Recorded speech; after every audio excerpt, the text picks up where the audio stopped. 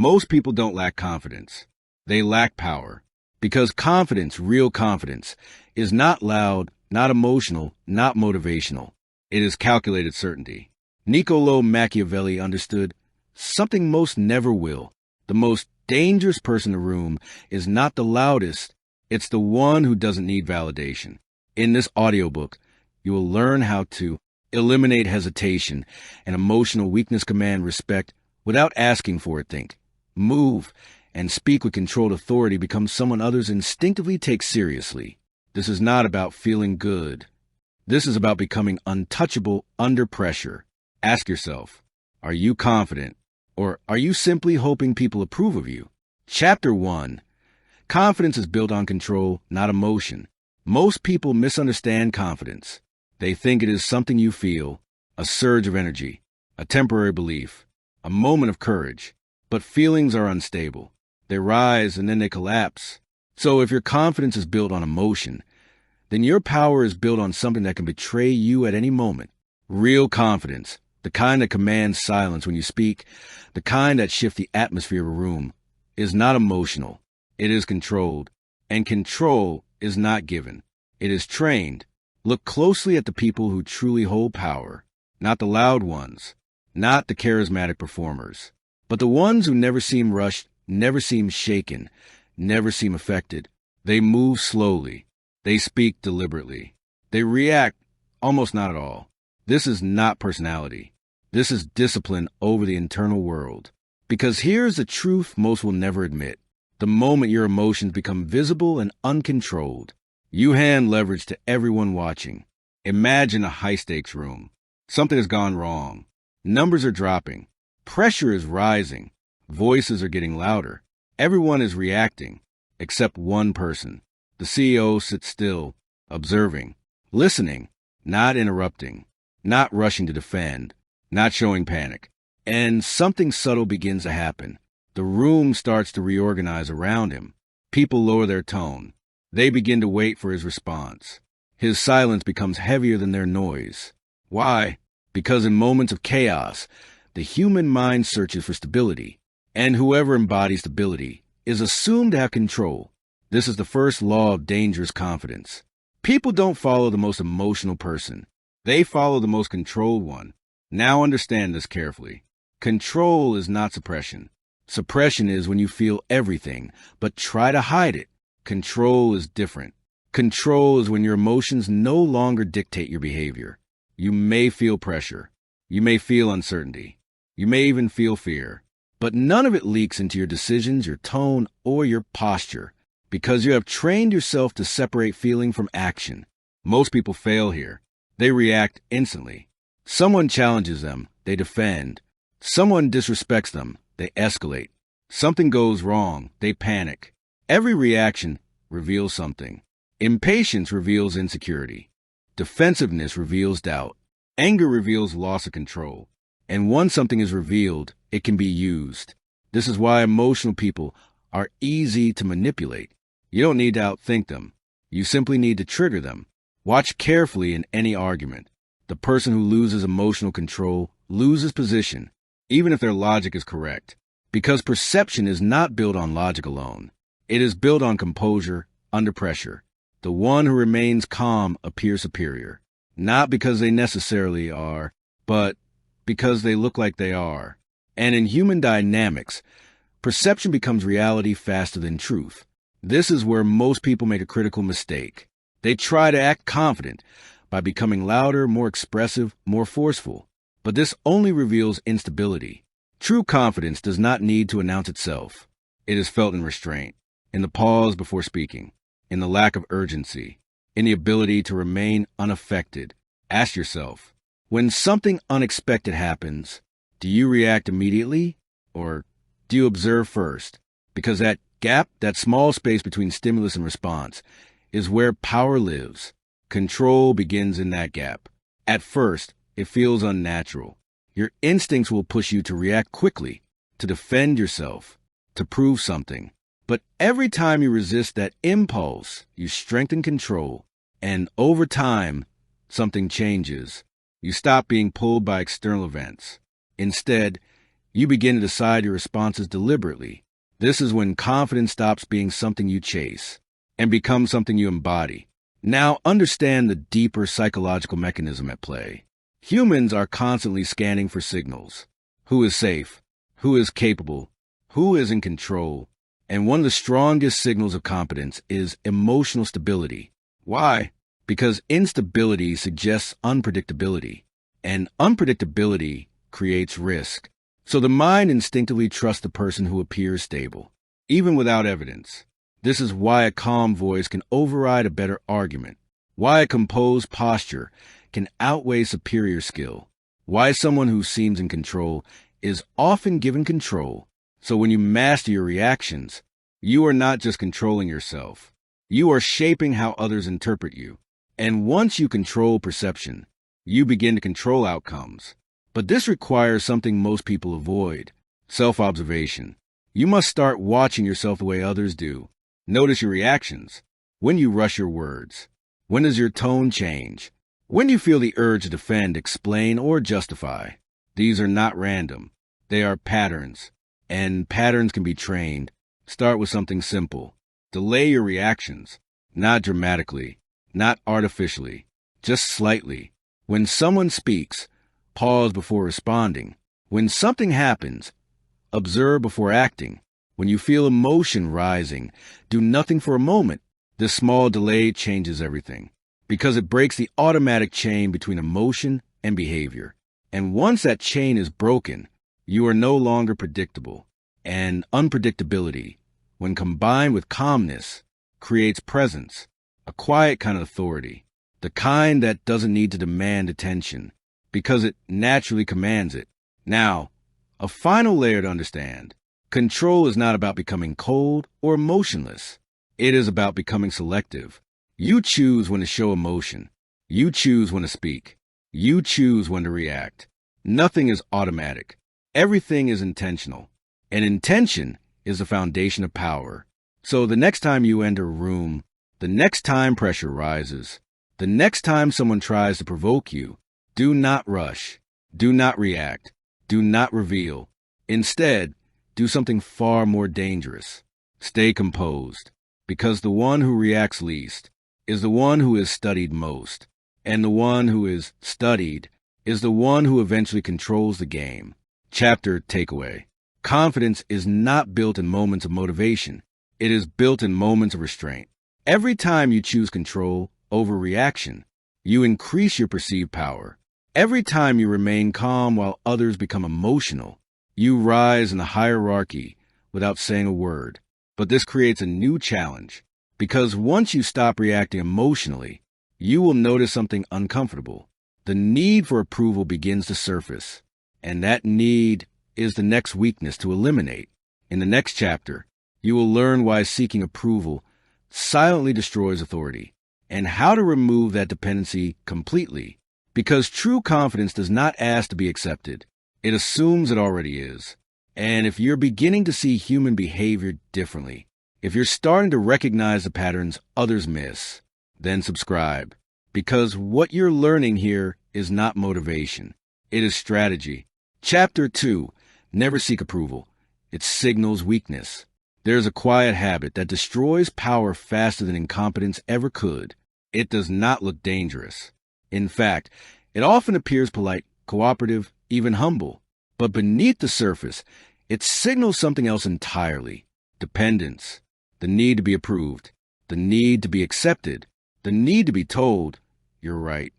And the moment that need becomes visible, your status drops. Not consciously, not verbally, but psychologically. Understand this clearly. Every interaction between humans contains an invisible question. Who is seeking validation, and who is granting it? The one who seeks it is already in the lower position. Watch how this plays out in real life. An employee finishes a task. Instead of presenting it with certainty, they say, "Is this okay? Do you think this works? Should I change anything?" On the surface, it sounds responsible. But what are they really communicating? I don't trust my own judgment. I need your approval to feel secure. I am not fully confident in my decision. And the mind of the observer registers this instantly, not as words, but as positioning. Now compare this to someone else. Same level of skill, same quality of work, but they present differently. This is a direction I chose. These are the reasons behind it. If needed, we can adjust, but this is the strongest approach. Notice the difference. They are not asking. They are declaring. They are open to refinement, but not dependent on permission. And that distinction changes everything. Humans are constantly ranking each other, not through conscious analysis, but through subtle behavioral cues, tone of voice, posture, pacing of speech, and most importantly, neediness. The more you need approval, the more others feel it, even when you try to hide it, especially when you try to hide it, because approval seeking has patterns. You over-explain. You justify before being questioned. You soften your statements. You add unnecessary politeness to reduce friction, and all of it sends one message. I am not fully certain, so I need you to confirm me. Now here is the uncomfortable truth. People do not respect uncertainty in others because it makes them uncertain themselves. So what do? They begin to take control. They question more. They override your decisions. They test your confidence. Not because they are trying to dominate you intentionally, but because your behavior invites it. This is why approval seeking is not neutral. It is an opening, an invitation for others to step above you. And here is where most people misunderstand strategy. They believe confidence means being correct. But in reality, confidence is about certainty in delivery, not perfection in outcome. You can be wrong and still be respected. But if you appear unsure, even when you are right, you will still lose authority. Consider leaders throughout history, business, or politics. They are not always right, but they rarely appear uncertain in their decisions, because uncertainty, when displayed openly, weakens influence, and influence is built on perception. Now, this does not mean becoming rigid or arrogant. That is a different form of weakness. The goal is not to reject input. The goal is to remove dependence on approval. There is a difference between, I need your approval to proceed, and I am confident in my direction, but open to refinement. One is submission. S can make your presence far more powerful. If you're starting to see how subtle behaviors shift power, how small changes in language redefine status, then stay close to this and subscribe, because what you're learning is not about confidence. It is about control over perception. The other is control. This shift begins in your language, because language reveals internal structure. Pay attention to how you speak. Do you ask questions when you should be making statements? Do you soften your conclusions unnecessarily? Do you look for reassurance before acting? These are not harmless habits. They are signals. Replace them, not aggressively, but deliberately. Instead of, is this okay? Say, this is the approach I'm taking. Instead of, what do you think I should do? Say, these are the options. This is the one I recommend. Instead of, sorry, I'm not sure. Say, here's my perspective. Notice what changes. You are no longer seeking permission. You are presenting decisions. And when you present decisions, people respond to you differently. But there's a deeper layer. Because approval seeking is not just behavioral. It is psychological. It comes from a need to avoid rejection, a fear of being wrong, a fear of being judged, a fear of standing alone. And as long as that fear exists, you will unconsciously seek safety through approval. But safety has a cost. Every time you seek approval to feel secure, you trade independence for comfort. And over time, this becomes a pattern. You stop trusting yourself. You rely more on others. You hesitate more often.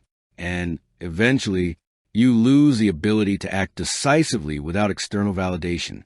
This is how dependence forms. Quietly, gradually, until one day, you cannot move without checking with someone else. Now reverse the perspective. Think about the people you instinctively respect. Do they ask for approval constantly? Or do they move with a sense of internal certainty? Even when they are wrong, do they hesitate? Or do they adjust without losing composure? Respect is not given to those who need reassurance. It is given to those who project self-trust, because self-trust signals something deeper. I can handle the consequences of my decisions, and that is power. So the goal is not to eliminate collaboration. It is to eliminate dependency disguised as collaboration. You can listen. You can consider feedback. You can adjust strategy. But none of it should come from a place of needing approval to feel stable. There is also a strategic advantage here. When you stop seeking approval, you become less predictable, because approval-seeking people can be controlled easily. You give them validation, they stay. You withhold it, they chase. But when someone does not need approval, they cannot be easily manipulated. They are not playing for acceptance. They are playing for outcomes. And that changes the dynamic completely. Now understand this final layer. When you stop asking for approval, some people will feel uncomfortable because they are used to being in the position of authority. They are used to being the ones who validate others. And when you remove that dynamic, you disrupt the hierarchy. Some will respect you more. Some will test you. Some will resist. This is normal, because power shifts are never ignored. They are always felt. But this is where your control from the previous chapter becomes critical. Because once you stop seeking approval, people will observe you more closely. They will look for signs of hesitation, for cracks in your certainty, for emotional reactions they can use. If you remain composed, your position strengthens. If you become reactive, you confirm their doubts. So these principles are not separate. They build on each other. Control your emotions, then remove your need for approval, and something begins to form. A quiet, stable confidence. Not loud, not performative, but undeniable. Chapter takeaway. The moment you seek approval, you hand over power, because approval places someone else above you as the one who decides your value. True confidence removes that structure completely. You do not ask to be validated. You act and let others adjust to you. But this creates a new challenge, because once you stop seeking approval, and once you control your reactions, there's one more behavior that silently destroys power. Talking too much, explaining too much, revealing too much. In the next chapter, you will learn why silence is one of the most underestimated tools of dominance, and how speaking L. Chapter 3. Speak less, mean more. Most people believe influence comes from what they say. They prepare their words. They rehearse their arguments. They try to sound intelligent, persuasive, impressive. But in reality, power is not revealed in how much you say. It is revealed in how much you withhold. Look closely at those who dominate conversations without raising their voice. They are not rushing to speak. They are not competing for attention. They are not filling every silence. Instead, they let silence exist, and that silence begins to work for them. Because silence does something most people are uncomfortable with. It creates pressure, not physical pressure, psychological pressure. Imagine a negotiation. Two people sit across from each other. One speaks quickly, explaining, justifying, trying to convince. The other listens. No interruptions. No immediate reactions. No unnecessary words. Just silence. And something begins to shift. The one who is talking starts to feel it. The need to fill the space. The urge to clarify further. The impulse to reveal more than necessary. They begin to speak not because they have something to say, but because they cannot tolerate the silence.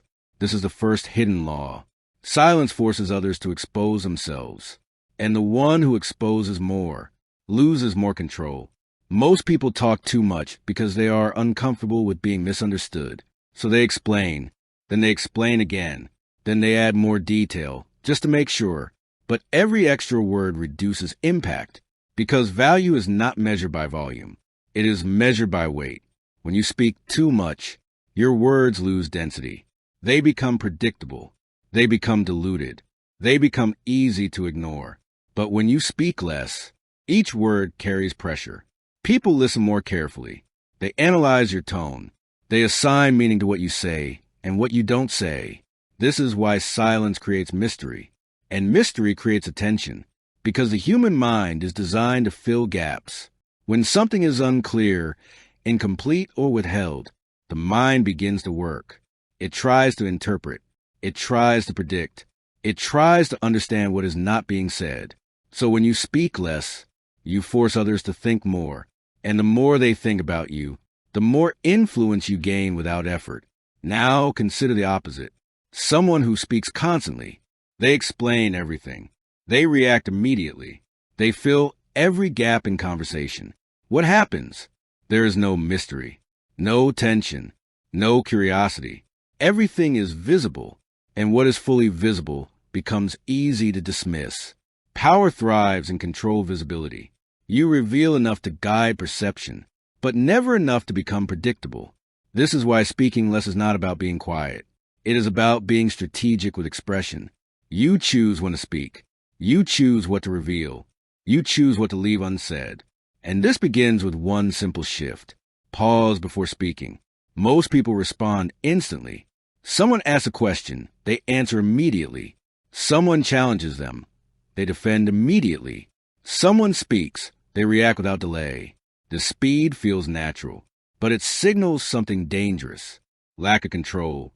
When you respond instantly, you show that your reactions are automatic. And what is automatic is predictable. Now introduce a pause. Just a few seconds. Not long enough to feel unnatural, but long enough to show you are thinking, processing, deciding. This pause does several things at once. It slows the interaction. It increases your perceived control. It creates subtle tension. And most importantly, it shifts the dynamic. Because now, the conversation moves at your pace. People begin to wait for your response. And the one who others wait for holds influence. But there is another layer most overlook. When you speak less, you also listen more. Not passively, strategically. Because while others are talking, they are revealing themselves, their priorities, their insecurities, their intentions, all hidden inside their words. The more they speak, the more data you collect, and the more you understand them, the easier it becomes to influence them. This is why silence is not empty. It is active observation. Now consider how this applies to authority. When a person in power speaks constantly, they lower their perceived value because attention becomes easy to access. And what is easy to access is rarely respected. But when someone speaks selectively, their words become events. People pay attention, not because of volume, but because of rarity. This is the principle of scarcity applied to communication. The less you speak, the more your words are valued. However, there is a balance. Silence without intention becomes awkward. Silence with control becomes powerful. The difference lies in presence. You are not silent because you have nothing to say. You are silent because you are choosing when it is worth speaking. And when you do speak, you do not rush. You do not over-explain. You say what is necessary, and then you stop. This restraint creates something rare, clarity, because people who speak too much often lose their own point. They bury it under layers of explanation. But when you speak less, your message becomes sharper, cleaner, more direct, and clarity, combined with control, creates authority. Now understand this deeper truth. Talking too much is often a hidden form of approval seeking. You try to convince. You try to justify. You try to ensure others understand and agree. But in doing so, you give away your position. Because the one who needs to explain excessively is often the one who is unsure.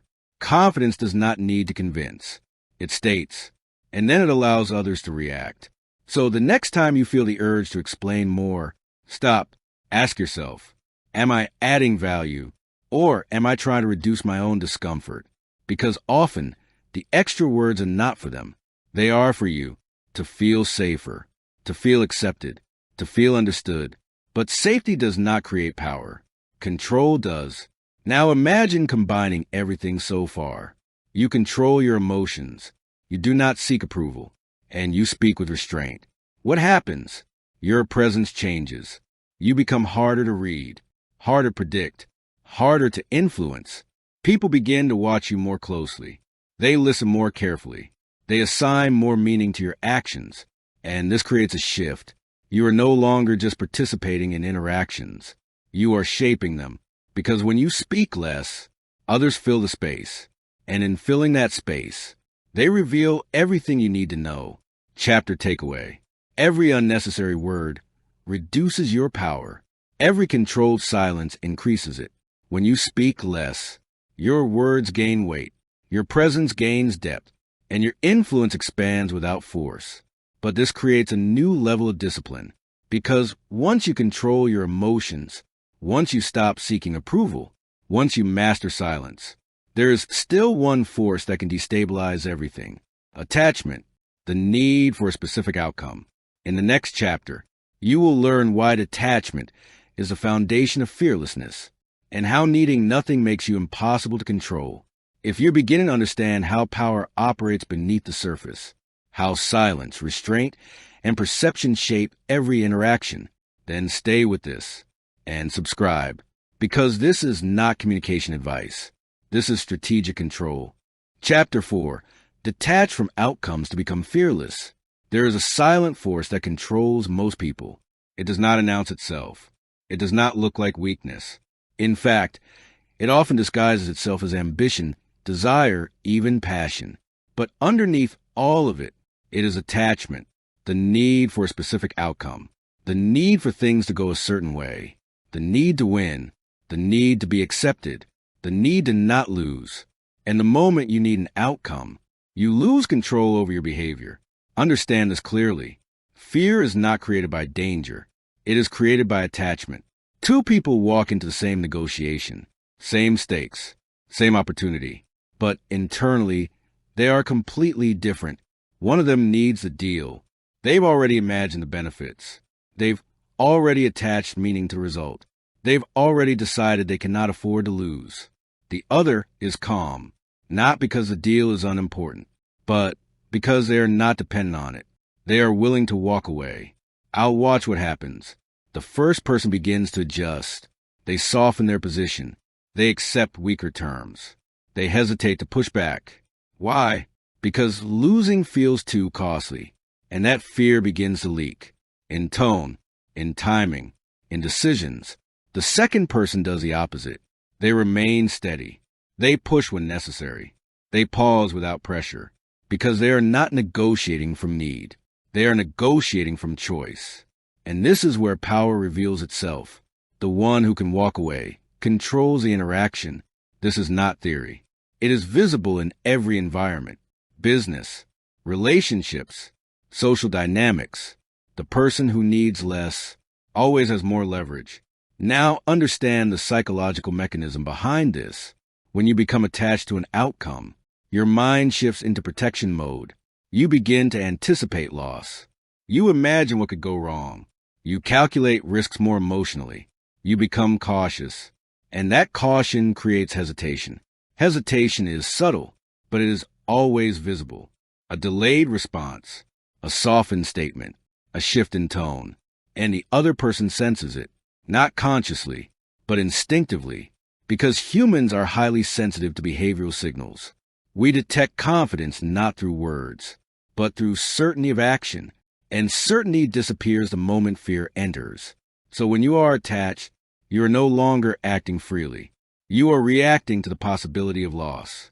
And this reaction makes you predictable. Predictable people are easy to control because their decisions are driven by what they want to avoid. And once someone understands what you are afraid to lose, they understand how to influence you. This is why detachment is not about indifference. It is about freedom from psychological pressure. Detachment means this: you want the outcome, but you are not controlled by it. You pursue the deal, but you are not dependent on it. You value the opportunity, but you are prepared to lose it. This creates a different kind of presence. Calm, unpressured, difficult to manipulate. Now consider how rare this is. Most people are visibly attached to something: approval, money, status, relationships, and because of this, they are constantly negotiating from weakness. You can see it in small moments. Someone over-explains because they want to be liked. Someone agrees too quickly because they fear conflict. Someone hesitates because they fear rejection. All of it traces back to one thing: attachment. And once you see this, you begin to understand people differently. You stop focusing only on what they say and start observing what they need, because what a person needs is what controls them. Now turn this inward. What do you need? Approval? Recognition? Security? Control?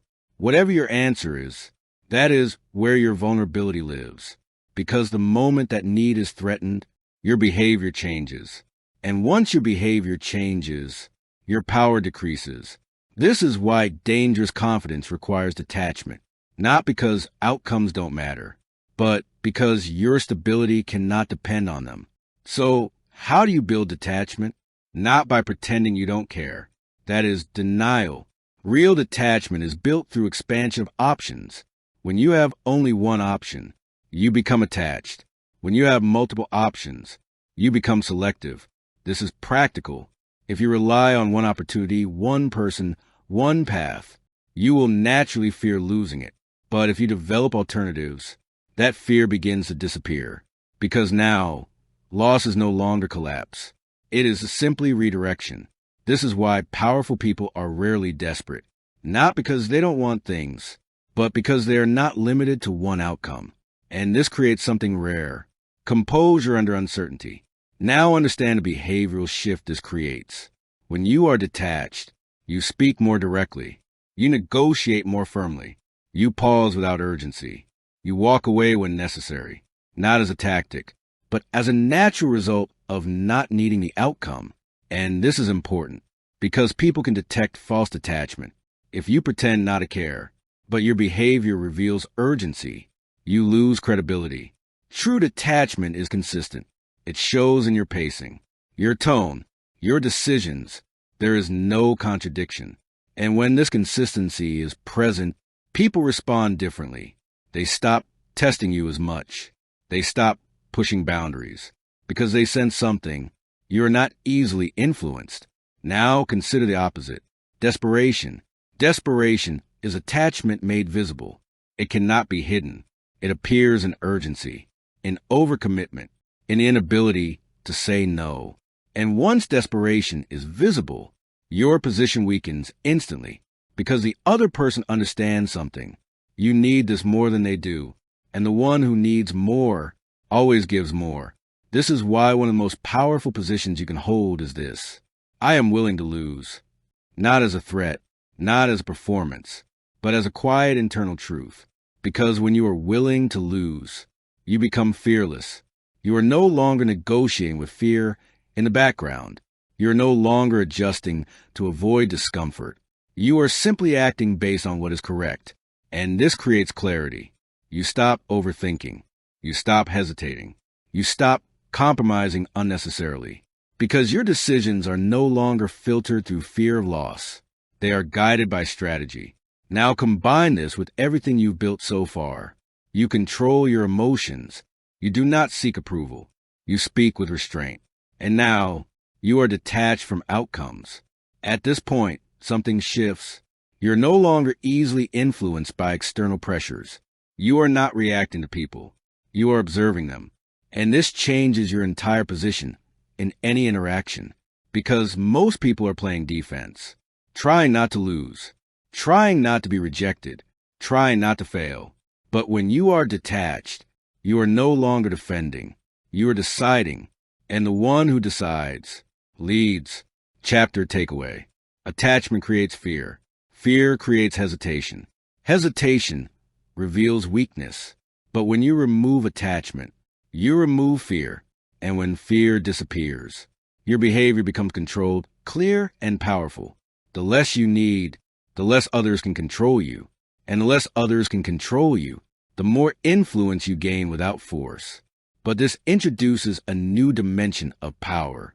Because once you are no longer driven by emotion, no longer seeking approval, no longer speaking excessively, no longer attached to outcomes, there's still one critical factor that determines how others treat you: your image. In the next chapter, you will learn why perception often matters more than reality, and how to shape the way others see you before they ever understand you. If you're starting to see how power is built internally before it's expressed externally, how control, restraint, and detachment reshape every interaction, then stay with this and subscribe. Because what you're learning is not confidence. It is strategic independence. Chapter 5. Master your image before you master reality. There is a truth most people resist. They want the world to judge them fairly. They want to be evaluated based on skill, effort, and intention. But that is not how human perception works. People do not wait to understand you. They decide what you are immediately before you speak, before you explain, before you prove anything. A judgment is already forming. And once that judgment is formed, everything you do is filtered through it. Understand this carefully. Perception does not follow reality. Perception creates it. Two individuals walk into the same room. Equal intelligence, equal capability, equal potential. But one enters with composure. Their posture is controlled. Their movements are deliberate. Their appearance is sharp, intentional. The other enters casually. Unstructured posture, unfocused presence, no clear attention to detail. Now observe what happens. Before either of them speaks, the room has already decided. One is confident. The other is uncertain. One is competent. The other is average. Nothing has been proven, but perception has already assigned value. This is the mechanism most people ignore. They focus on becoming better, without realizing that being seen as better often comes first. And this is not deception. It is strategy, because humans rely on signals, not full information. The brain does not have time to analyze everyone deeply, so it uses shortcuts, visual cues, tone of voice, body language, pacing. From these signals, it builds conclusions fast, and once those conclusions are formed, they become resistant to change. This is why first impressions are so powerful, not because they are accurate, but because they are sticky. If someone is perceived as confident early, their mistakes are often overlooked. If someone is perceived as uncertain, even their correct actions are questioned. So understand the leverage here. If you control perception early, you reduce the need to prove yourself later. Now, most people approach this incorrectly. They believe image is superficial. They dismiss it as vanity. They focus only on substance. But this is incomplete thinking, because image is not separate from substance. It is the gateway to it. If people never take you seriously, they will never fully see your ability. So image becomes a strategic tool, not to fake competence, but to ensure your competence is recognized.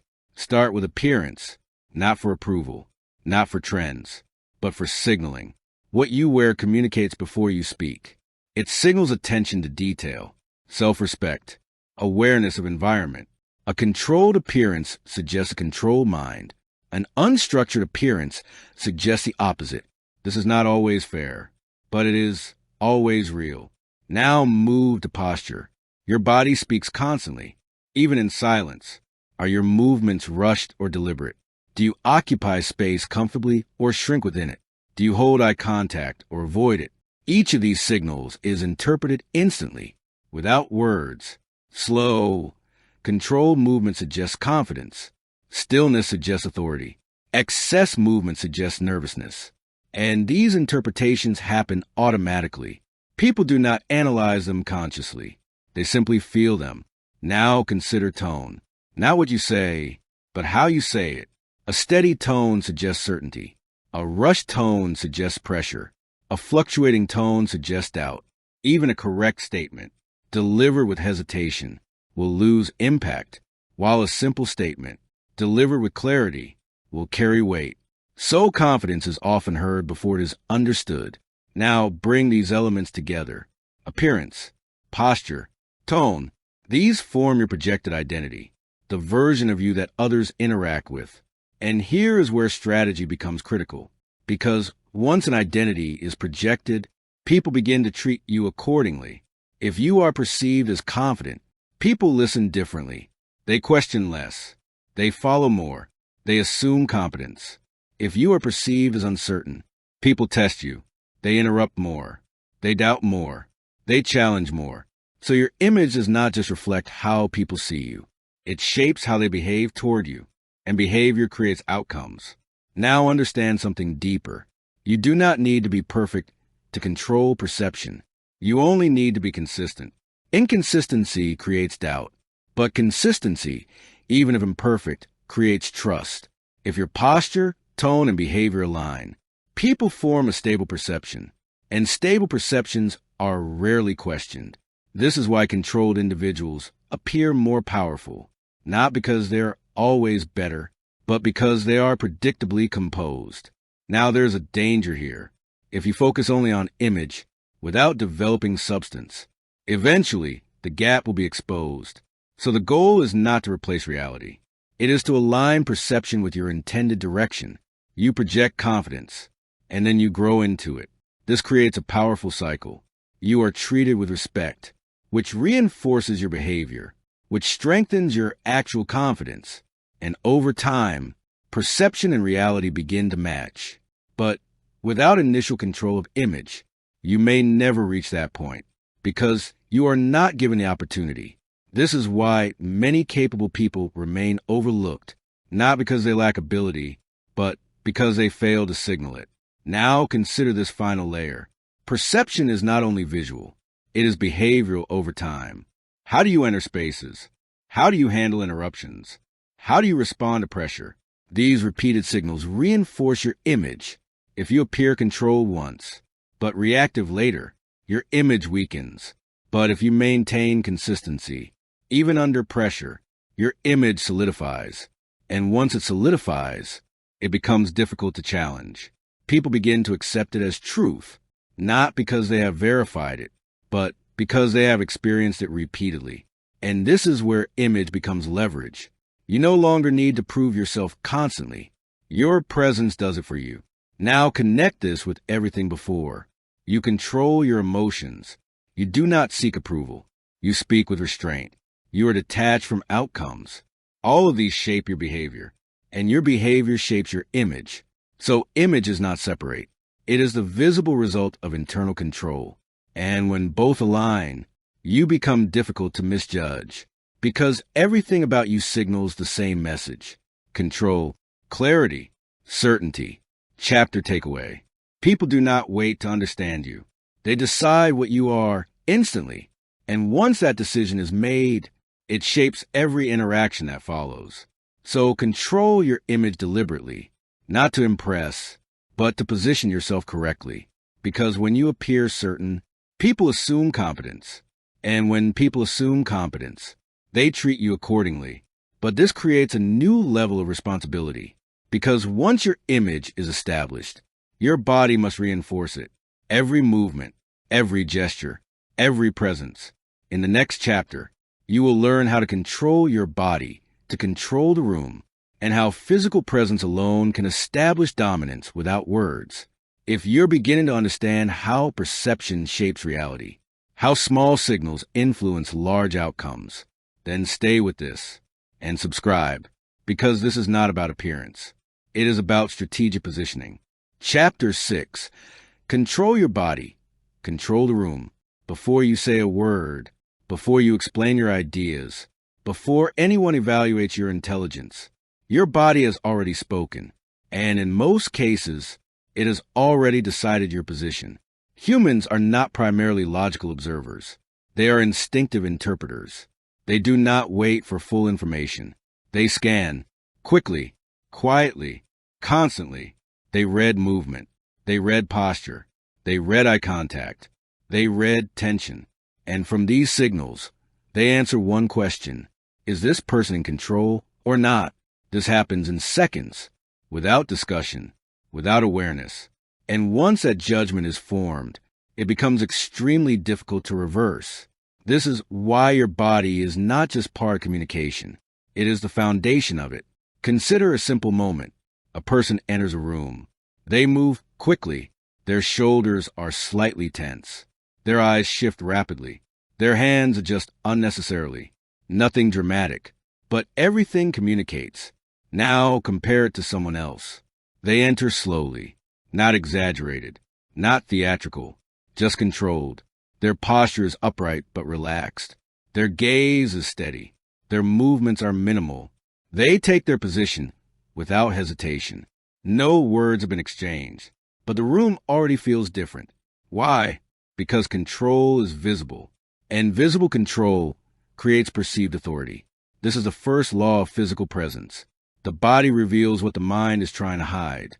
You can say confident words. You can prepare intelligent responses. But if your body contradicts you, people believe the body, because the body is harder to fake. It leaks truth. Tension in your shoulders reveals pressure.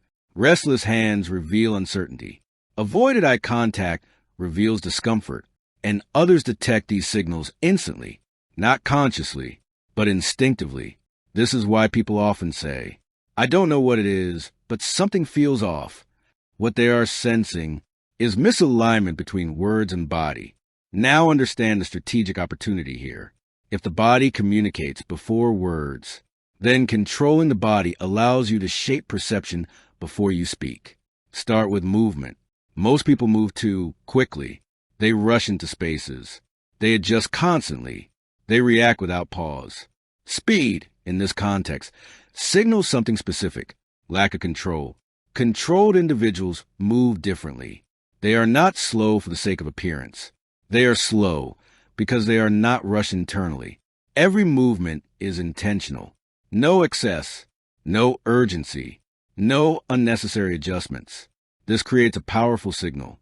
I am not under pressure. And when you appear unpressured, you appear in control. Now consider stillness. Stillness is uncomfortable for most people, so they compensate. They shift their weight. They move their hands. They fidget. But every unnecessary movement reduces authority because it signals internal instability. Stillness, on the other hand, creates presence. When you can remain physically composed, without constant movement, people begin to focus on you, not because you demand attention, but because you are not competing for it. This is subtle, but powerful. The person who moves the least is often perceived as the most in control. Now at eye contact. Eye contact is one of the most direct forms of psychological pressure because it creates a moment of confrontation, not aggressive, but undeniable. Most people avoid it. They look away too quickly. They break contact under pressure. And this communicates something immediately: discomfort. But controlled eye contact does something different. It signals stability, confidence, presence. You are not staring.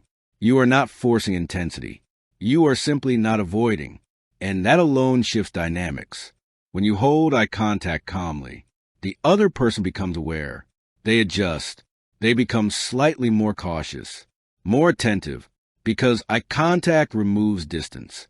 And in that closeness, your presence becomes more real. Now combine movement, stillness, and eye contact. You enter a space slowly. You take your position without adjustment. You hold your posture. You meet people's gaze without hesitation. You have not spoken, but something has already happened. The room has adjusted to you because your body has communicated something clearly. Control. Now understand something deeper. Body language is not just about how others see you. It also affects how you experience yourself. When your body is tense, your mind becomes reactive. When your body is rushed, your thoughts become scattered. But when your body is controlled, your mind follows. This is a feedback loop. You slow your movements. Your mind slows down. You hold your posture. Your thoughts stabilize. You control your breathing. Your reactions become measured. So physical control reinforces mental control, and mental control reinforces physical presence. This alignment creates something rare: consistency. And consistency is what builds authority. Now consider the opposite: a person who speaks confidently, but their body is restless. Their movements are inconsistent. Their eye contact breaks under pressure. The message becomes unclear, and unclear signals create doubt. People may not articulate it, but they feel it. And when people feel uncertainty, they respond with caution or challenge.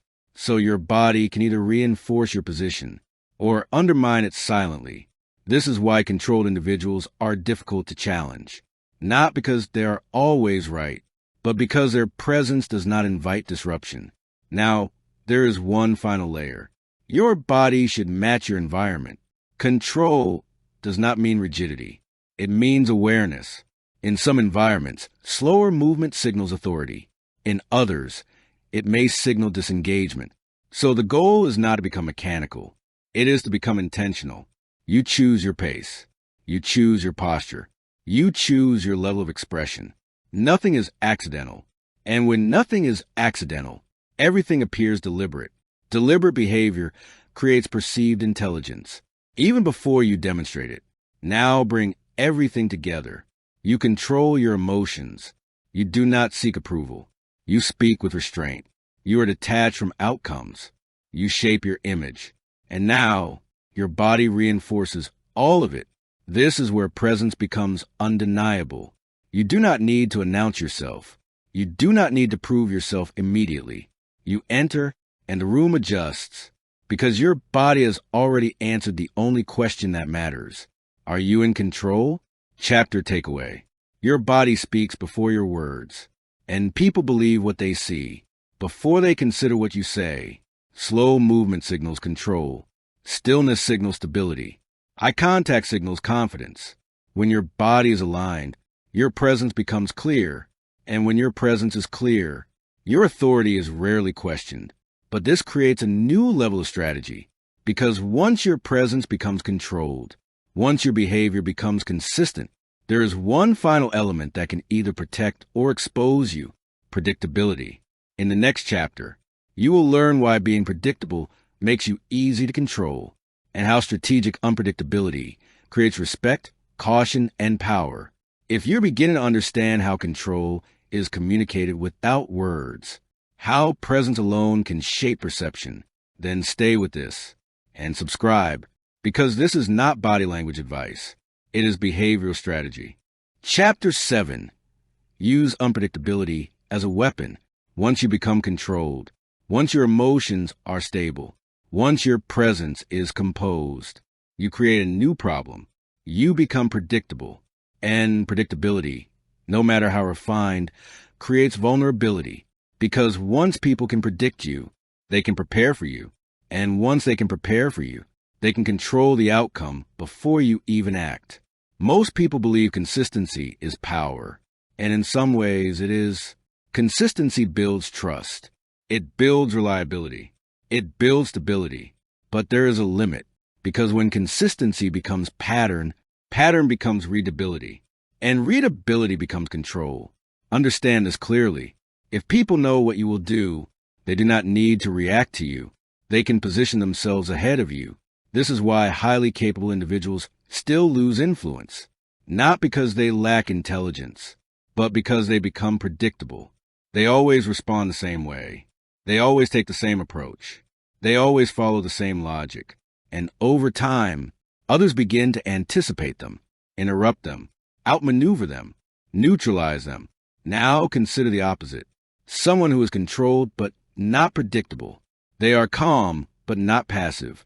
They are quiet but not passive observers. They are composed but not rigid. Their behavior is consistent in quality but not in pattern. And this creates something powerful: uncertainty.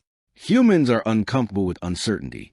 The brain is designed to recognize patterns, to predict behavior, to reduce unknowns. So when someone breaks patterns, the brain reacts.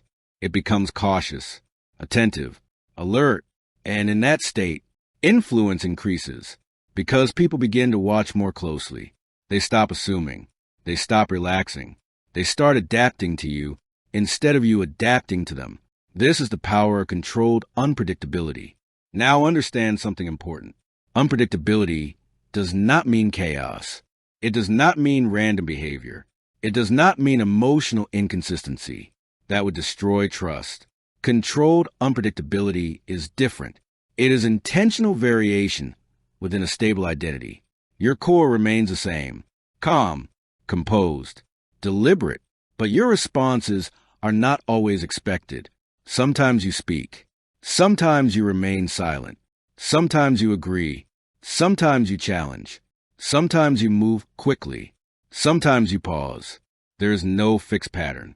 And because there is no fixed pattern, people cannot map you. This makes you difficult to manipulate, because manipulation relies on prediction. If someone knows how you will react, They can trigger that reaction.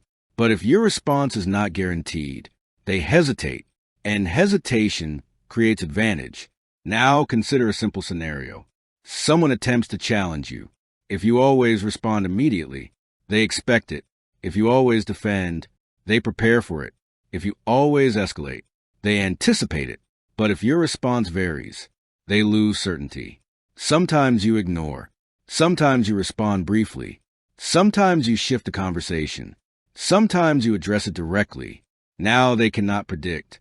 And because they cannot predict, they become cautious.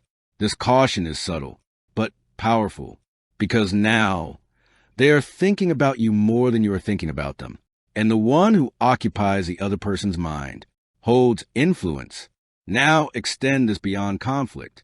In everyday interactions, predictability creates comfort, but it also creates familiarity. And familiarity, over time, reduces respect. When people know exactly how you behave, they begin to take you for granted. They interrupt more. They assume your reactions. They stop paying full attention. But when there is slight unpredictability, attention returns. Because the mind cannot rely on assumptions. It must observe again. This is where mystery is maintained. You are not fully readable, not fully known, not fully mapped. And this creates psychological space.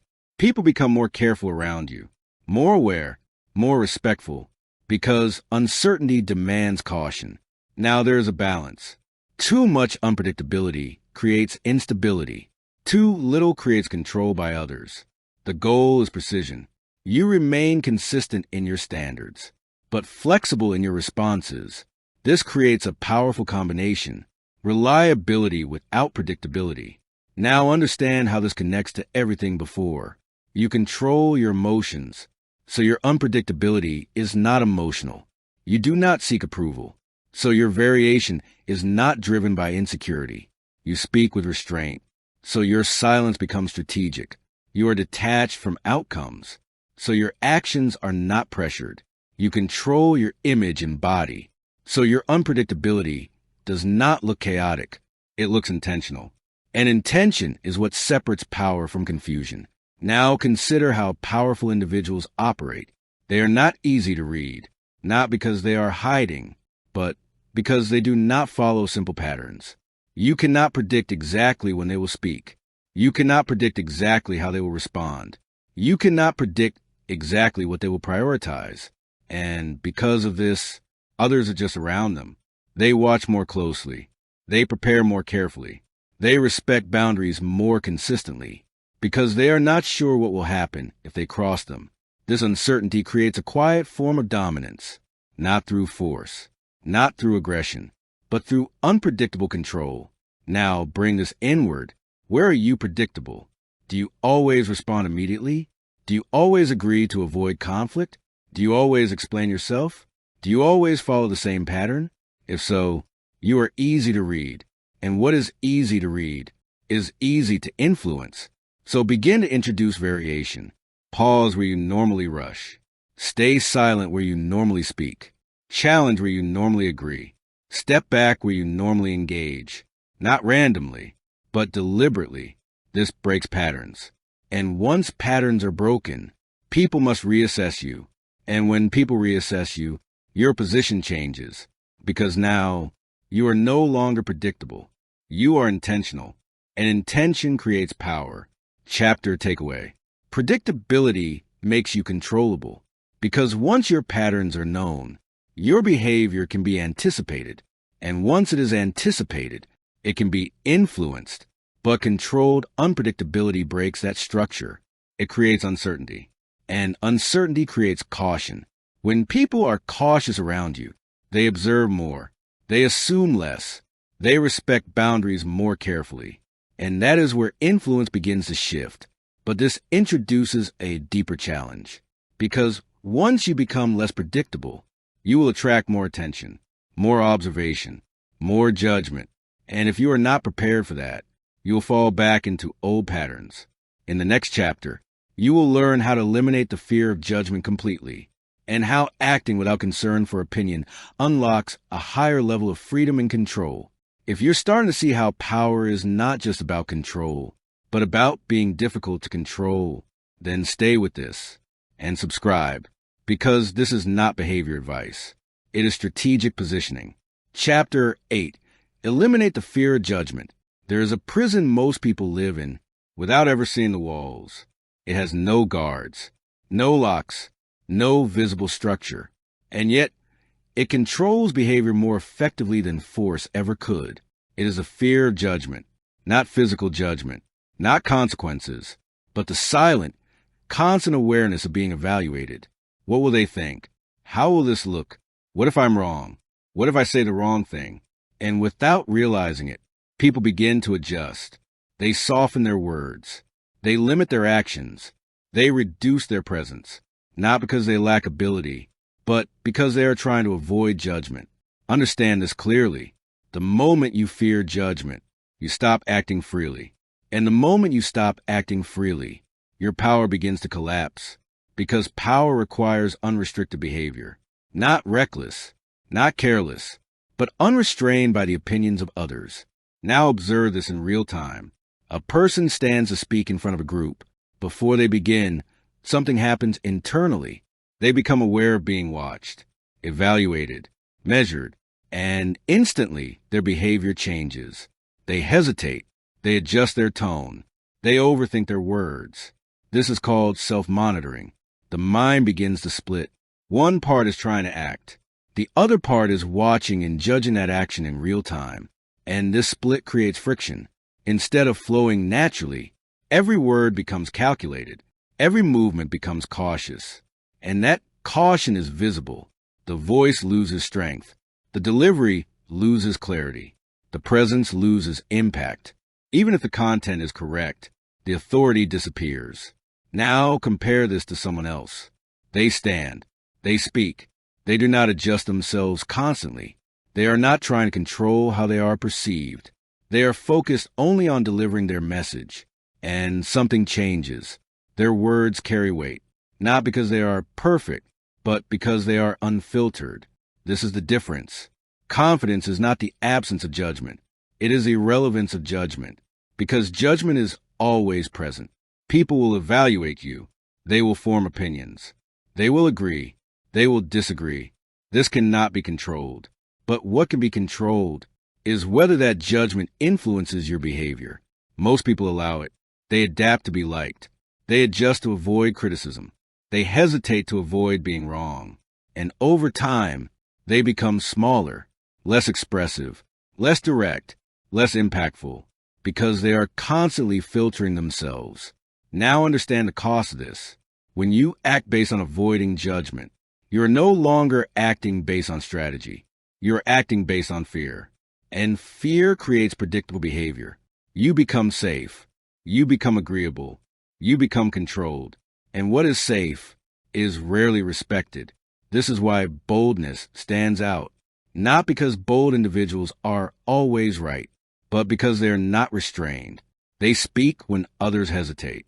They act when others overthink. They move without waiting for permission. And this creates attention, because most people are operating under constraint. Now here's the deeper truth. People think far less about you than you assume. While you are analyzing your words, they are thinking about themselves. While you are worrying about your image, they are focused on their own concerns. So the fear of judgment is often exaggerated. You are reacting to something that is not as intense as it feels. And even when judgment does occur, it is temporary. People move on. They forget. They shift their focus. But if you let that fear control you, its effects become permanent, because you begin to build a habit of hesitation. And hesitation compounds. The more you hesitate, the harder it becomes to act freely, until eventually you begin to avoid situations entirely. Now reverse this. When you act without fear of judgment, something changes. You become more direct, more decisive, more present. Not because you are trying to impress, but because you are no longer filtering yourself constantly. And this creates clarity. People understand you faster. They respond to you more directly. They take you more seriously, because there is no confusion in your behavior. Now understand something critical. Eliminating fear of judgment does not mean ignoring feedback.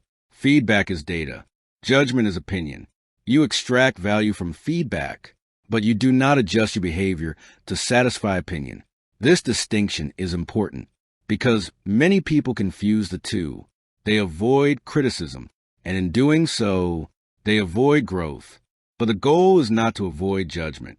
It is to become unaffected by it. Now, consider how this connects to control. If someone can influence your behavior through judgment, they control you. They do not need authority. They do not need power. They simply need your awareness. And once you become aware of their opinion, you begin to adjust. This is subtle, but powerful. So removing fear of judgment is not just about confidence. It is about removing a control mechanism. Because once you are no longer influenced by opinion, you become difficult to manage. You act based on strategy, not approval, not acceptance, not avoidance. And this creates unpredictability, which, as you now understand, creates power.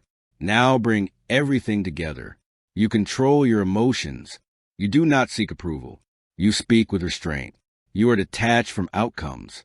You shape your image. You control your body. You introduce unpredictability. And now, you remove fear of judgment. At this point, you're no longer reacting to the environment. You are operating independently within it. And this independence changes everything. Because most people are still adjusting, still filtering, still hesitating. And you are not. This creates contrast. And contrast creates attention. Not loud attention, but controlled attention. The kind that shifts perception quietly. Now understand the final layer.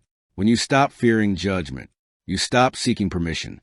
And when you stop seeking permission, you begin to act faster, clearer, more directly, because there is no internal resistance. And without resistance, your behavior becomes aligned. And aligned behavior creates authority. Chapter takeaway. Fear of judgment creates hesitation. Hesitation creates weakness. Weakness creates loss of influence. But when judgment becomes irrelevant, your behavior becomes free. You act without filtering.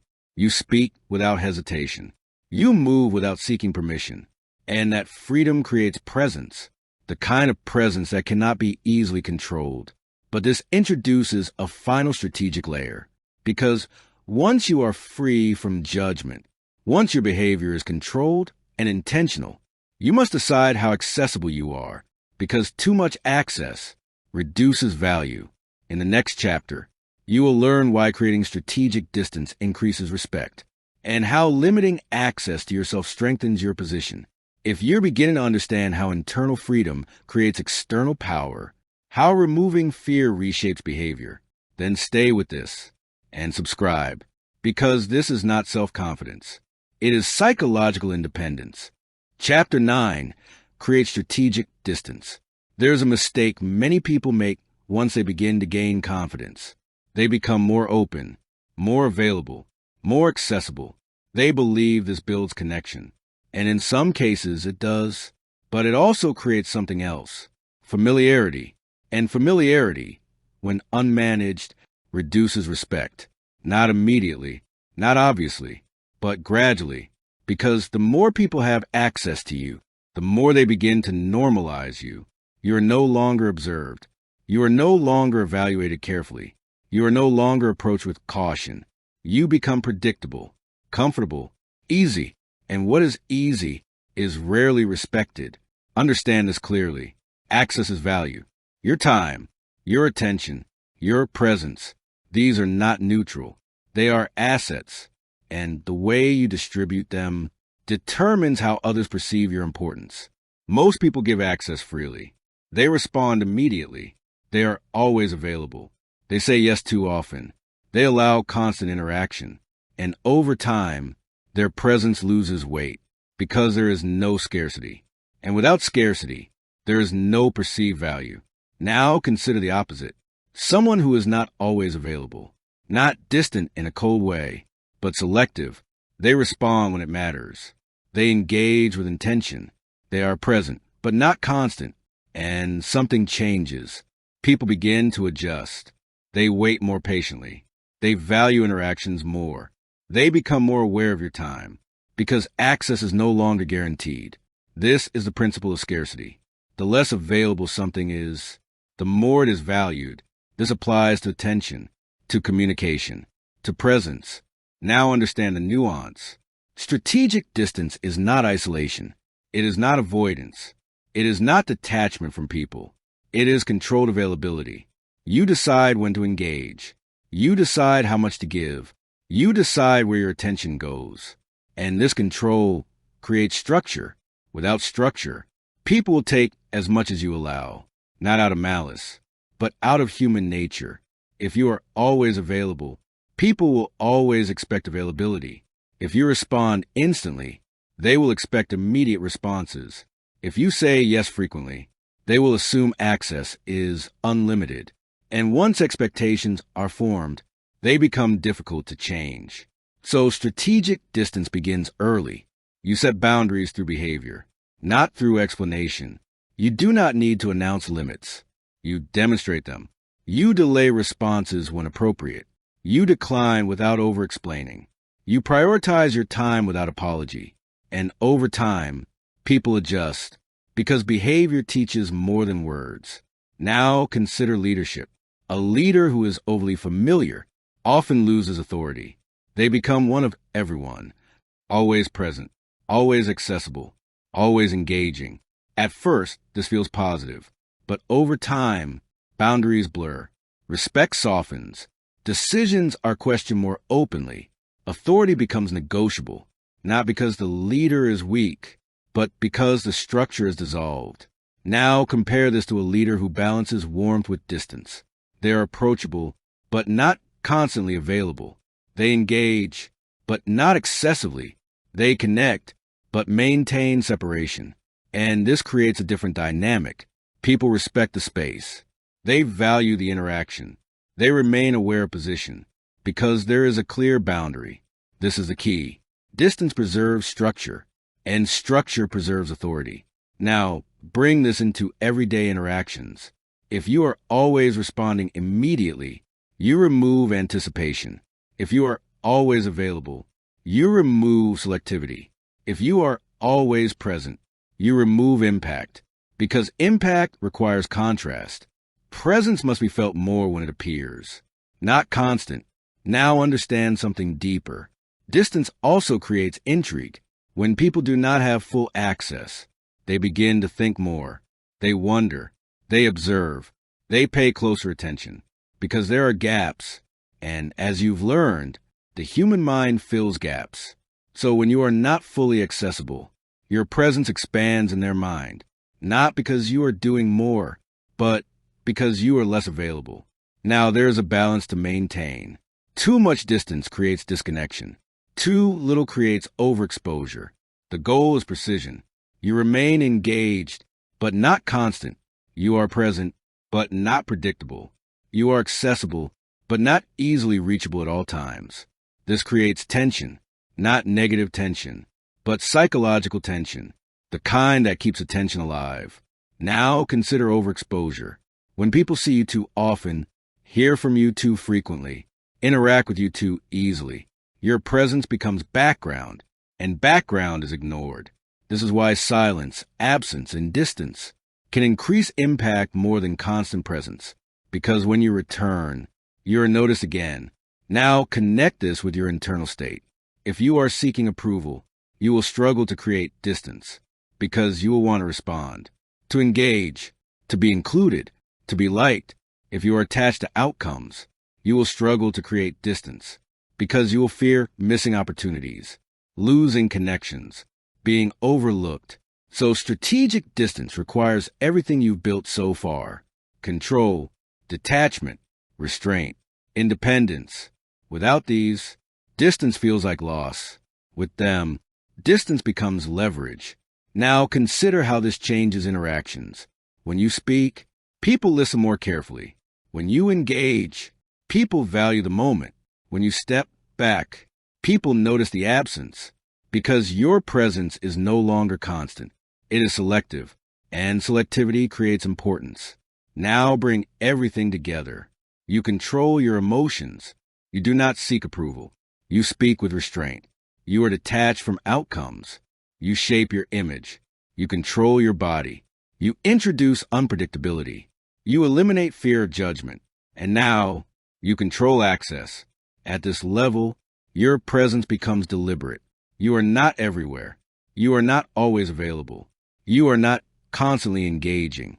And because of that, you are valued differently. Not because you demand it, but because your behavior creates it. Chapter takeaway. Familiarity reduces respect because constant access removes value, but strategic distance restores it. When you limit access, you increase importance. When you are selective, you create intrigue. When you are not always available, you become more respected. Your time is not neutral. Your attention is not free. Your presence is not ordinary. Treat it that way, and others will follow. But there is one final layer to understand, because even with all of this, control, detachment, silence, unpredictability, distance, there is still one decision that defines everything: identity. In the final chapter, you will learn why confidence is not something you feel, but something you decide, and how choosing who you are shapes every action that follows. If you're beginning to understand how power is not just in what you do, but in what you withhold, then stay with this and subscribe, because this is not social advice. It is strategic positioning. Chapter 10, Confidence is a decision, not a feeling. There is one final illusion that keeps people trapped. It sounds logical. It feels reasonable. And because of that, it is rarely questioned. I'll act when I feel ready. At first, this seems responsible. You don't want to make mistakes. You don't want to look unprepared. You don't want to fail. So you wait. You wait for confidence to arrive. You wait for certainty to appear. You wait for the right moment. But the moment never comes. Because confidence is not something you feel first. It is something you create through action. Understand this clearly. If you wait to feel confident before acting, you will wait indefinitely. Because the mind does not produce confidence in isolation. It produces it in response to behavior. This is where most people misunderstand themselves. They believe emotion leads action. But in reality, action leads emotion. A person speaks assertively, not because they feel confident, but because they choose to act that way. And once they act, something shifts internally. The mind observes the behavior. It registers the action. And then it begins to adjust identity. I spoke with certainty, so maybe I am someone who can do that. This is how confidence is built, not through thinking, not through preparation alone, but through repeated evidence of behavior. Now consider the opposite. A person waits. They analyze. They prepare endlessly, but they do not act. So the mind receives no evidence. And without evidence, it cannot build belief. So doubt remains. This is why overthinking does not create confidence. It reinforces hesitation, because every delay confirms something internally. I am not ready. And over time, that becomes identity. Now understand something deeper. Your identity is not fixed. It is constructed, not through what you say about yourself, but through what you consistently do. If you act with hesitation, you become someone who hesitates. If you act with restraint, you become someone who is controlled. If you act with certainty, you become someone who is confident. This is not theory. It is pattern recognition. The mind looks at behavior and builds identity from it. So when you wait to feel confident, you are waiting for identity to change without changing behavior. And that never works because identity follows action, not the other way around. Now, consider a simple moment. You are about to speak. There is doubt, uncertainty. Your instinct is to wait, to think more, to adjust. But instead, you decide. You speak clearly, directly, without over-explaining. And something happens. The moment passes. You are still standing. Nothing collapses. And your mind registers something new. I can do this. Now repeat that. Not perfectly, not flawlessly, but consistently. And over time, that small decision becomes identity. This is how dangerous confidence is built, not through emotion, through repetition of controlled behavior.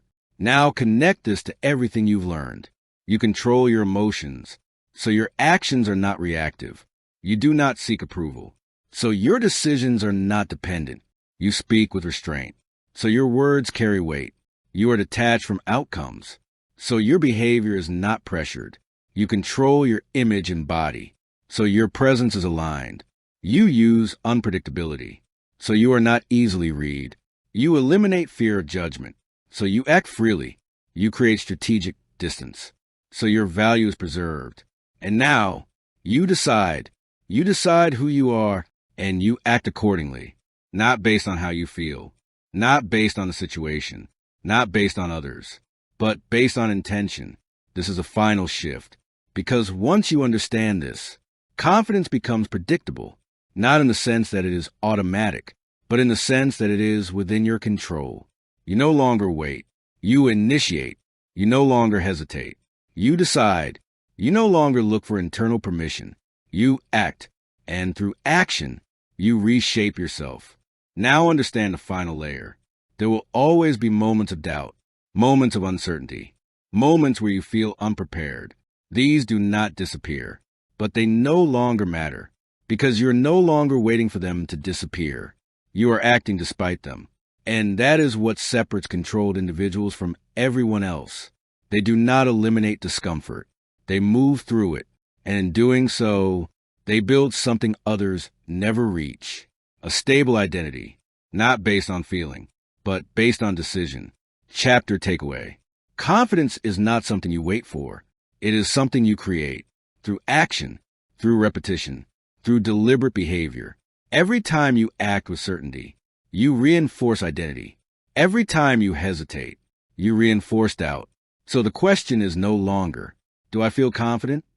The question becomes, what would a confident person do right now? And then you do it, because identity is not discovered. It is built, and once it is built, it becomes difficult to break. Final message. Confidence is not a personality trait.